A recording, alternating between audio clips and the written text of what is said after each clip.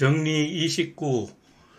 우리는 사람들이 기쁨을 가지고 바라본다고 우리가 표상하는 온갖 것을 또한 행하려고 노력할 것이다. 또 반대로 우리는 사람들이 혐오한다고 우리가 표상하는 온갖 것을 행하는 것을 싫어할 것이다. 군중 심리를 얘기하는 거죠.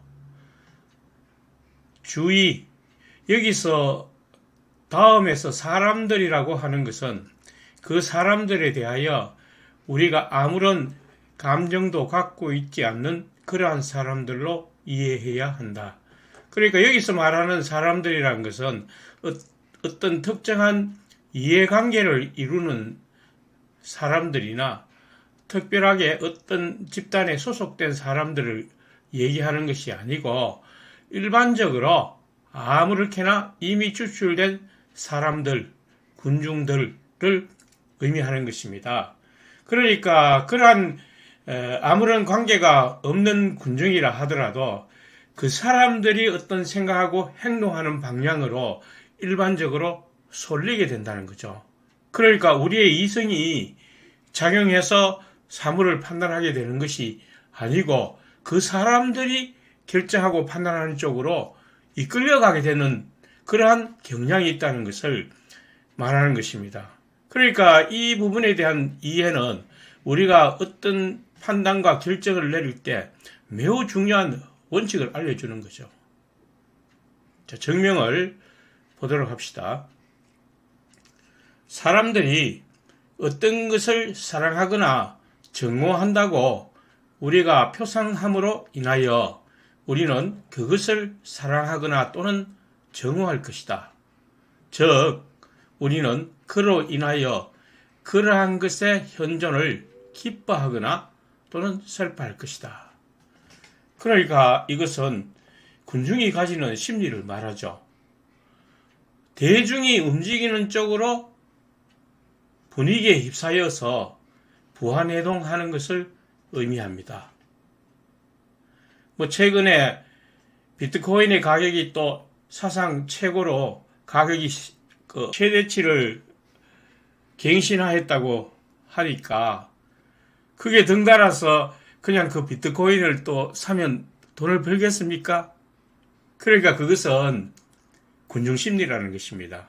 자기가 이성적으로 판단해야 되는 문제인 것이죠. 계속 본문을 보겠습니다. 따라서 우리는 사람들이 사랑하거나 기쁨을 가지고 바라본다고 우리가 표상하는 온갖 것을 행하려고 노력할 것이다. 마찬가지로 대중음악이나 가요, 그리고 유명세를 타는 배우나 정치인을 선망하며 대부분의 사람들이 추구하는 것을 사람들은 추구하게 됩니다. 베이컨의 우상으로 말하자면 시장의 우상을 가리키며 비판 없이 사상과 신앙을 받아들이는 경우가 여기에 해당됩니다. 그러니까 이 군중심리라는 것이 사실상 우리의 삶에 상당한 영향을 미치고 있죠.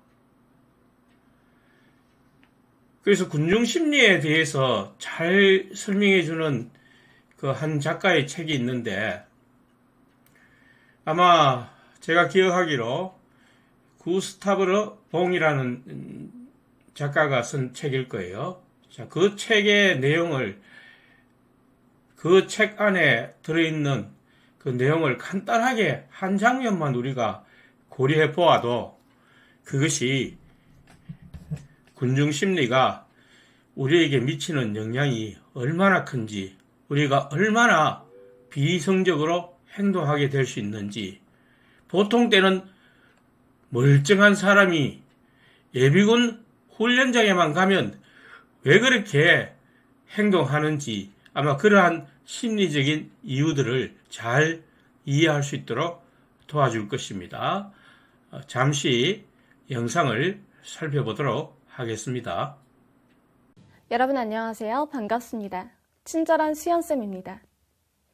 오늘 함께 읽어볼 책은 프랑스의 사회학자이자 사회심리학자인 귀스타브 르봉의 군중심리예요. 이 군중심리, 이 책은 왠지 제목만 들어도 어떤 내용이 펼쳐질지 대강 짐작되지 않나요? 이 군중심리라는 것이 이 군중 속에 속할 때 갖게 되는 어떤 특별한 심리 상태를 의미한다는 걸 유추하기란 그리 어렵지 않죠. 자, 그렇다면 과연 우리는 군중 속의 일원이 됐을 때 어떤 특별한 심리 상태에 놓이게 되는 걸까요? 왠지 경험적으로 떠오르는 어떤 느낌이 있지 않나요? 네, 맞아요. 혼자서는 멀쩡히 잘 있다가도 많은 사람들 무리 속에 들어가기만 하면 마치 딴 사람이 된 것처럼 변모해서 비이성적으로 사고하고 행위하게 되는 인간의 경향성이 바로 군중심리죠. 이 책은 군중심리의 특성에 대해 면밀히 분석하고 있는 책이에요. 여러분도 한번 가만히 스스로의 경험을 반추해 보세요. 온전히 나 혼자서 무언가를 판단하고 결정을 내릴 때와 주변에 많은 사람들이 있어서 그들의 반응을 의식하며 판단을 내리고 무언가를 결정할 때를 비교해보면 이 판단과 행위의 결과가 많이 달라지죠. 인간은 사회적 존재이기 때문에 어쩔 수가 없어요. 철저히 나 혼자서 이 무소의 뿔처럼 혼자서 가기란 현실적으로 쉽지 않은 일이죠. 이것저것 도의적으로 고려할 사항들도 있고 또 누군가를 신경 쓰고 배려하다 보면 온전히 내 의지대로만 판단하고 행동하며 살 수 없는 게 어찌 보면 당연한 거죠. 그런데 재밌는 건 인간이 이 주관적인 판단을 내릴 때뿐만 아니라 객관적인 판단을 내려야 하는 순간에도 주변 사람들의 존재가 큰 영향을 미친다는 거예요. 명백한 정답이 있고 그 정답을 선택해야 하는 순간에도 인간은 주변 사람들에게 동요돼서 이성적 합리적 사고에 실패해버리는 존재라는 걸 이 군중심리라는 개념이 시사하는 거죠. 이와 관련해서 다음과 같은 한 심리학 실험을 생각해 볼 수 있어요. 이 실험에서는 실험 대상자들을 두 그룹으로 나눠서 음악을 들려줍니다. 음악을 다 들려준 다음 그들에게 질문을 던지죠. 이 음악의 연주 시간은 얼마일까요? 이 문제의 정답은 3분이에요. 정답이 있는 문제죠. 이 실험에서는 전체 실험 대상자를 두 그룹으로 나눠서 답변하는 방식을 차별화해요. 한 그룹은 서면으로 비밀 답변을 하게 하고 한 그룹은 차례대로 일어나서 공개적으로 구두 답변을 하게 하는 식으로요. 실험 결과는 어땠을까요? 두 그룹의 답변은 충격적일 정도로 차이가 났어요. 우선 서면으로 비밀 답변을 한쪽의 대답들은 천차만별인 걸로 드러났어요. 실제 연주 시간은 3분이었지만 답변은 30초부터 5분, 6분에 이르기까지 편차가 굉장히 컸죠. 반면 공개적으로 일어나서 구두 답변을 하게 한 그룹은 달랐어요. 답변 간에 편차가 거의 없었던 거죠. 맨 처음 누군가가 1분 30초라고 답변하자 그 이후의 모든 답변이 1분 30초에서 크게 벗어나지 못했어요. 자, 이 실험 결과가 우리에게 말해주는 건 뭘까요? 인간이란 불완전한 존재라는 거예요. 모난 돌이 정 맞는다라는 속담처럼 인간은 자신이 속한 무리 속에서 소외되고 거부당할까봐 두려워하는 이 나약하고 비이성적이고 비합리적인 존재라는 거죠. 제 아무리 이 음악의 길이가 3분이라는 걸 정확히 인지한 절대적인 시간 감각의 소유자라 하더라도 이 모두가 1분 30초라고 답하는 상황에서는 스스로 정확하게 판단한 내용마저 의심하게 되고 심적으로 동요하게 된다는 거예요. 이 무리 속의 사람들이 보여주는 이 군중 심리의 흥미를 느껴서 이에 대해 면밀하게 분석한 학자가 바로 이 책의 저자인 귀스타브 르봉이었어요. 그의 대표 저작 이 군중 심리는 군중의 심리와 무질서한 행동에 대해서 본격적으로 분석한 이 사회심리학 고전으로 인정받고 있죠.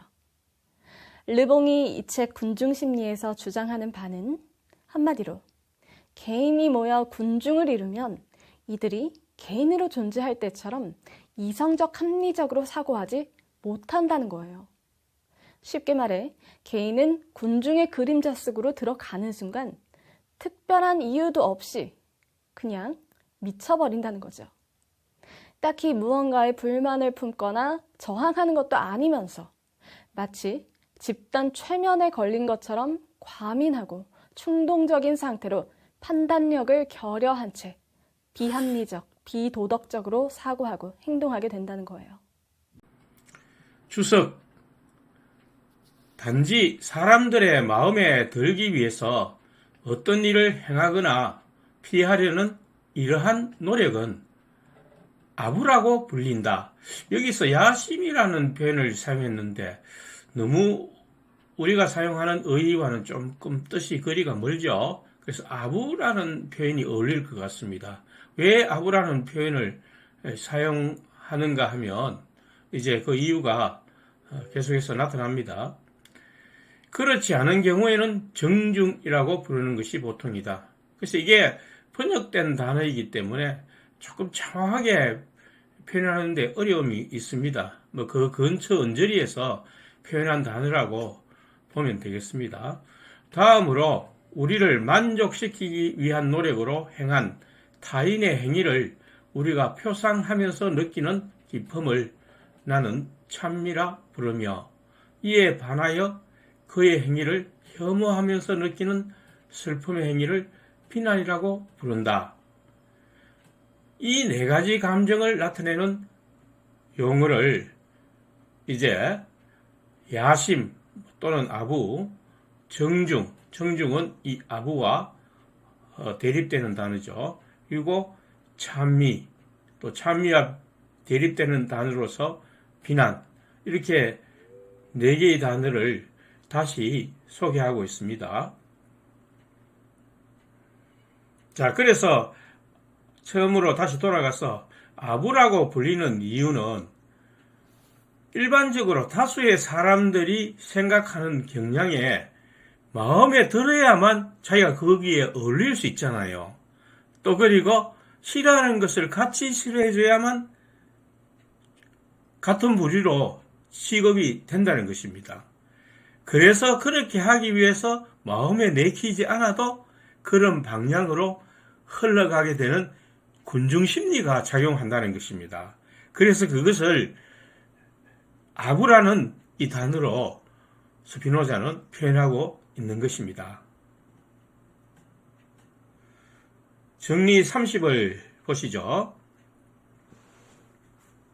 만일 어떤 사람이 다른 사람들을 기품으로 자극하여 변화시킨다고 표상하는 어떤 일을 행하였다면 그 사람은 원인으로서의 자기 자신의 관념을 수반하는 기품으로 자극받아 변화될 것이다.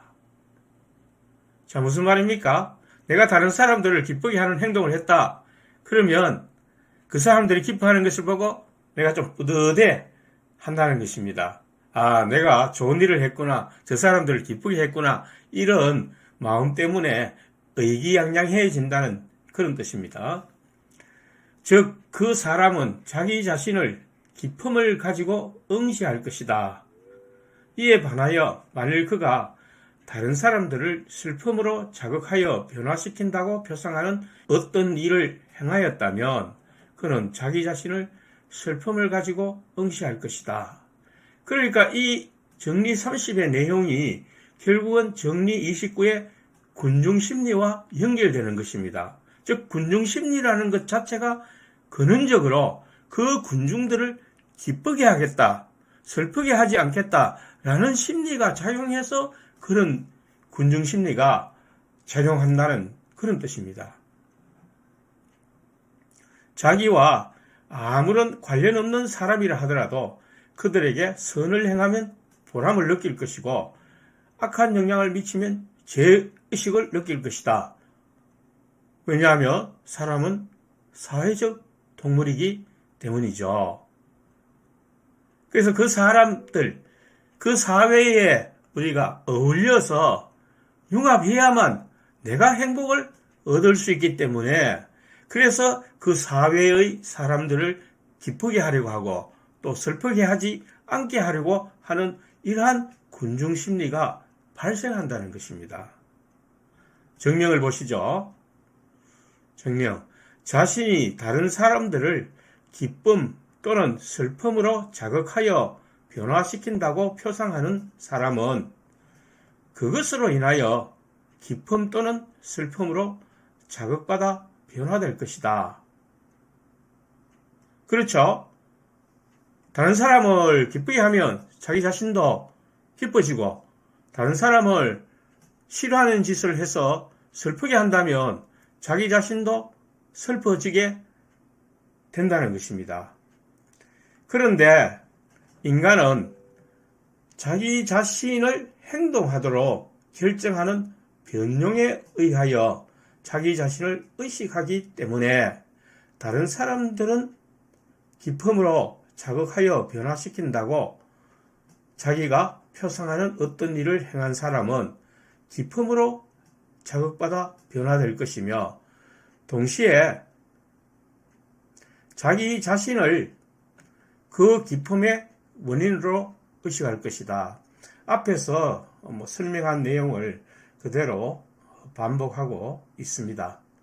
즉, 그는 자기 자신을 기쁨을 가지고 응시할 것이다. 또 이와 반대되는 일도 마찬가지로 일어난다.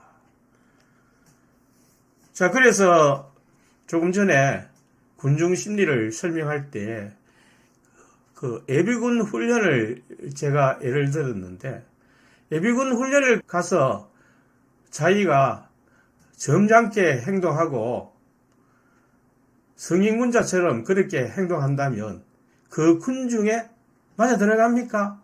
아니죠. 지금 예비군은 군사훈련을 받는 것이고, 그 군사훈련의 목적이 물론 정당방위적인 것이지만 전쟁을 대비하는 것입니다. 그러니까 전쟁 중에서 그렇게 신사적인 태도를 나타낸다는 것은 그 집단에 어울리지 않는 것이죠. 그러니까 그 집단을 쉽게 말하면 기쁨을 주는 게 아니고 슬픔을 주는 행위가 된다는 것이죠. 그래서 심리적으로 자연스럽게 그런 행위가 나오게 되는 것입니다. 자, 군중 심리가 어떻게 해서 발생하는가를 스피노자는 잘 설명하고 있습니다. 주석을 보시죠.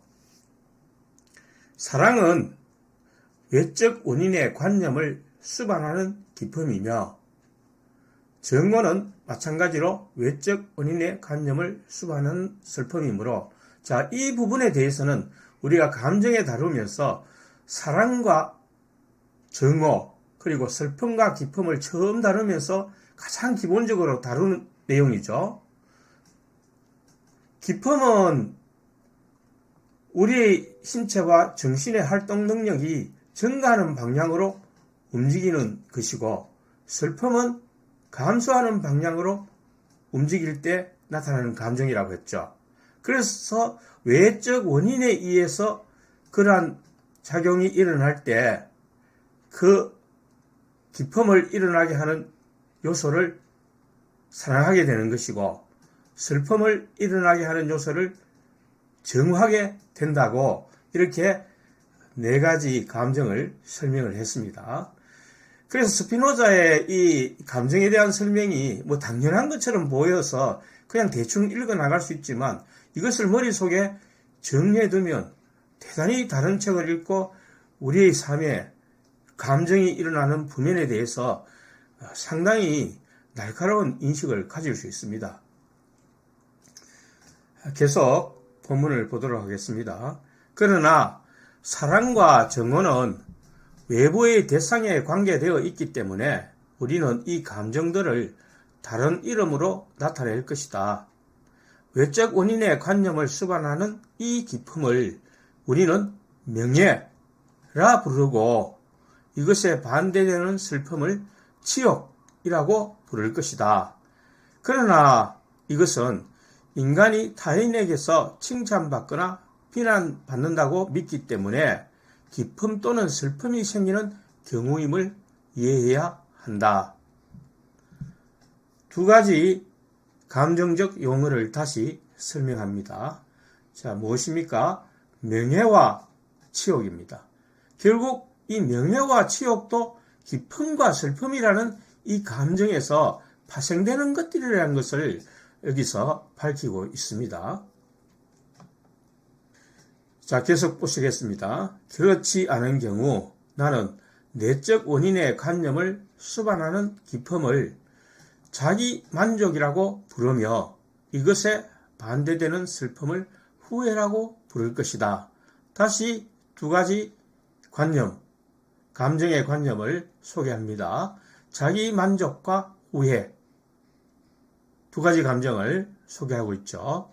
또 어떤 사람이 자기가 다른 사람들을 기품으로 자극하여 변화시킨다고 표상하는 그 기품이 단지 공상적인 것에 불과한 일도 가능하며 각자는 자기를 기품으로 자극하여 변화시킨다고 표상하는 모든 것을 자신에 대해 표상하려고 노력하므로 허영심이 강한 사람이 거만하게 되고 실제로는 모든 사람에게 혐오를 받으면서도 자신이 모두에게 인기가 있다고 표상하는 일이 쉽게 일어날 수 있다. 그러니까 이 부분은 다시 지금 거만과 허영심을 설명하고 있는데 이것이 어디에서부터 나온다고 합니까? 군중심리, 잘못된 군중심리에서 일어날 수 있다고 말합니다. 그러니까 자기가 그 군중을 기쁘게 했다고 이성적으로 기쁘게 한 것이 아니라 뭐 어떤 방법으로인가 군중을 기쁘게 함으로써 자기에게 커다란 힘이 있다고 과신하는 거죠. 그래서 거만하게 된다는 것입니다. 그리고 그러한 심리로부터 다시 자기가 무언가 된 것처럼 허영심을 가지게 된다는 것이죠. 그러나 실제로 우리가 이성적으로 판단하는 사람들에게는 그러한 심리가 어떻게 비춰질 수 있습니까? 허영심으로 비춰지고 거만하게 보이고 그리고 다른 사람들에게 혐오를 받게 된다는 것입니다. 자, 그러므로 우리는 군중심리가 일어날 때 그것을 이성적으로 판단하는 훈련을 쌓아야 한다는 것이죠. 오늘 내용이 여기까지 마무리되겠습니다.